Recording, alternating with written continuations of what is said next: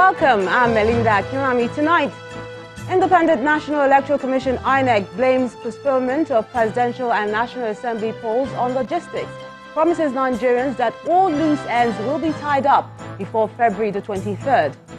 Public outcry, condemnation and questions for INEC as Nigerians, political parties and presidential candidates express different views over the postponement.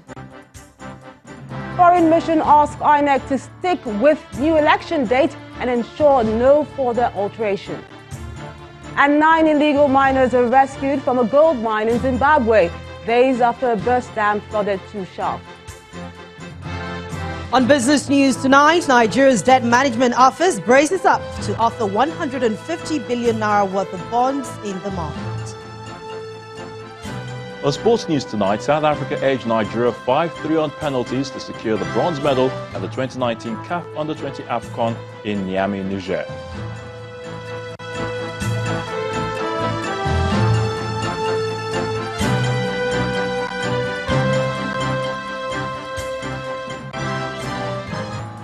It's a day of explanations for the Independent National Electoral Commission INEC and time to provide answers to many questions regarding the postponement of the general elections. The INEC chairman, Professor Mahmood Yakubu, says the commission was ready for the polls with all electoral material set, but it had to deal with logistic issues and bad weather. He, however, lists 5 steps INEC must take to resolve these challenges before the new date of the presidential and National Assembly elections. Our correspondent, Terry Kumi, has this report. There's supposed to be another chair.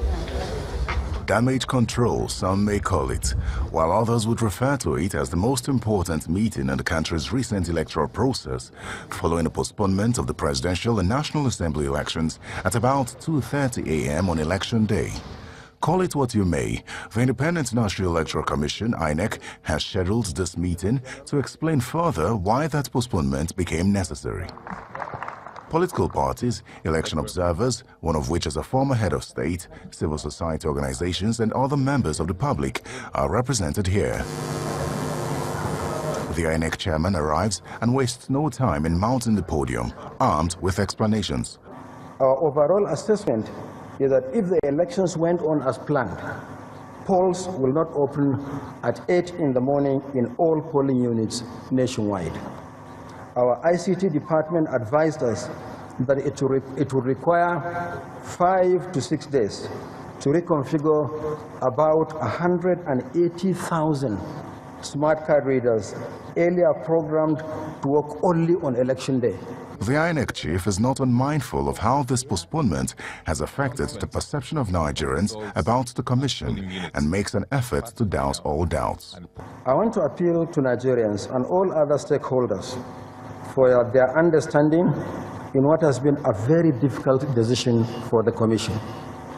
Our decision is entirely taken by the Commission. It has nothing to do with security, nothing to do with political influence, nothing to do with availability of resources. We believe that ultimately this decision is good for our democracy and for our country. I wish to assure you of our commitment to free, fair and credible elections. As chairman of INEC and on behalf of the Commission, we take full responsibility for what happened. Some Nigerians, however, observe that there has been no apology from the Commission following the inconveniences. I think it's proper, considering that Nigerians have been largely inconvenienced by this postponement, for the Independent National Electoral Commission to apologize to Nigerians. I think it's just a matter of which adjective you use. In the last paragraph of my statement, I said so on my behalf as chairman and on behalf of the commissioners. We regret what happened. INEC has outlined steps it will take to ensure that the elections hold successfully on the 23rd of February. The Commission says it will complete and confirm deployment of materials on the 18th of February. Configure smart card readers between 17th and the 21st. Receive and deploy sensitive materials to local governments on the 20th and 21st, while it will conduct refresher training for its ad hoc staff on the 21st and deploy them on the 22nd. The Independent National Electoral Commission will perhaps leave this meeting today with the hope that it has successfully allayed the fears of Nigerians who perhaps are disturbed by the postponement of the elections, that come 23rd of February 2019, credible elections will be conducted by the Commission. Terry Ikumi, Channels Television News. Some of the stakeholders at that interactive session with the INEC chairman appeared to have an axe to grind with the Commission, as they also took him up on other issues. A former aviation minister, Mr. Osita Chidoka, who is also of the opposition People's Democratic Party, sought clarifications from INEC over an allegation that the owner of the company, which produced the voter cards for the election, is a member of the ruling All Progressives Congress APC. He also wants INEC to assure Nigerians that the electoral materials are not compromised. I'm sure there are a couple of people who have highlighted about the managing director of Activate Technologies Limited, whose company has the contract to procure and supply INEC with PVCs, and whose owner is a candidate of the APC for a senatorial candidate in Niger State. So can INEC confirm that Activate Technologies Limited will have no involvement in the retrieval and reconfiguration of card readers that are taken to state level for this election of 23rd February? Would there be a third-party verification that they haven't been opened, they haven't been tampered with? Professor Mahmoud Yakubu explains that the Commission is not in any way compromised and confirmed that the said company had been a contractor with the Commission since 2011. That company, I'm familiar with it, has been working with the Commission since 2011. And you wanted some assurances that nothing untoward is going to happen to some of the PVCs. I want to assure you that we operate under a very, very strict regime, including possession of the algorithm that makes the permanent voter cards have handshake with the smart card reader. No electoral asset in the Commission will ever be compromised, never. But as for the other issues you raised, I think this is more a matter between you and the person that we have mentioned. But for us in the Commission, we want to give you the assurance that the integrity of the processes and systems that we deploy for election is protected. For his part, the national chairman of the All Progressives Congress, Adams Oshomole, believes that Nigerians deserve an apology from INEC over the postponement of the polls. The real question that I will insist, Mr. Chairman, with all due respect, is to tell us why by Wednesday you were not in a position, since you acknowledged that the weather was bad, you should have taken all of this into account and announced this postponement at least 48 hours before the due time. Of course, you can't but accept responsibility. It doesn't offer me any comfort. I think you must go further to apologize to the Nigerian nation because you have embarrassed us as a country. I think it's proper. Gives an answer to his query, explaining that it's a matter of adjectives. Chairman of the YDP, the Young Democratic Party, asked a couple of questions. That the Commission should apologize to Nigerians for the postponement of the elections. I think it's just a matter of which adjective you use.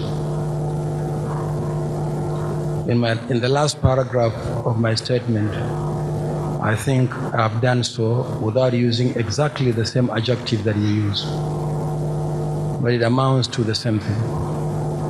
First and foremost, we are public officers, accountable to the Nigerian people, and our first responsibility is the protection of the public interest.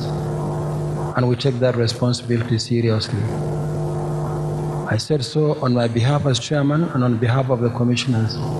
We regret what happened. Why did the commission have to wait until 2 in the morning to make a statement? Until close to 2 in the morning, we were still confident that elections will hold. For 3 days, since Wednesday, many of the commissioners, including myself, have virtually been sleeping at the Abuja airport. We mobilized all national assets to ensure that we deliver what remains of electoral logistics to locations and to conduct the elections. But unfortunately, we couldn't continue with the elections the way elections are supposed to be conducted. And therefore, we took the bold decision of making the statement that we did. While reacting to the embargo on political campaigns and collection of permanent voter cards, the electoral umpire insists that all the processes provided in the main timetable and election schedule of activities will remain in force. Campaigns closed at midnight on Thursday last week, and for the period that remains, campaigns will remain closed. All the other processes as provided for in the main timetable and schedule of activities will remain in force, including the collection of PVCs. And let's hear what the politicians have to say about this. The candidate of the People's Democratic Party, Alhaji Atiku Abubakar, is unhappy with the postponement and has described this as a case of the hand of Esau for the voice of Jacob. He alleges that by instigating this act, the current administration hoped to disenfranchise the Nigerian electorate in order to ensure that the turnout is low on the rescheduled date. His views are re-echoed by the PDP National Publicity Secretary, Mr. Kola Olubodiyan, who is insisting that the postponement, as well as the logistic challenges alluded by INEC, are all masterminded. It is instructive to state that the reasons given for the postponement of polls, including the logistic challenges in the distribution of sensitive election materials, as well as security concerns, were all the machinations of the APC and the Buhari presidency to create confusion and arrive at a predetermined end, which is to rig the presidential election. The decision by INEC is a grand plot to give the All Progressives Congress and the Buhari presidency the space to perfect their rigging plans, which have already been resisted by Nigerians to this point. The public space is replete with how the Buhari presidency mounted pressure on INEC leadership to postpone this election at the dying minute so as to play more burdens on voters and frustrate their enthusiasm for the election. Nevertheless, the PDP urges Nigerians not to despair or allow our resilient spirit, for which we are known all over the world, to be subjugated at this crucial time. We must speak up ourselves against all odds and stand firm for the future of our dear nation. President Muhammadu Buhari, who is also the flag bearer of the All Progressives Congress, says he's disappointed that even though his government has cooperated fully with INEC by ensuring everything it demanded to conduct free and fair elections were made available, the electoral body could come up with a postponement. The president, who returned to the nation's capital Abuja this afternoon from his hometown Dara in Katsina State, says INEC has displayed inefficiency with the rescheduling of the polls. INEC has all got the time. It is supposed to, according to their program. They were given all the resources, they had all the time that they are ready. The fact that they are not ready, there is some inefficiency along the line. Thank you very much. Tell your supporters nationwide. Well, they should be patient. Let them come a week today and go and vote again. I apologize for this inefficiency because they have to use their own resources to go back to their polling units, wherever it is, at their own expense if they are all that committed. Nigeria's President Muhammadu Buhari. In part two, after the break, bombers kill 11 people, injure 15 others in an early morning raid on a mosque in Maiduguri, Borno State. That's in a moment. Join us again.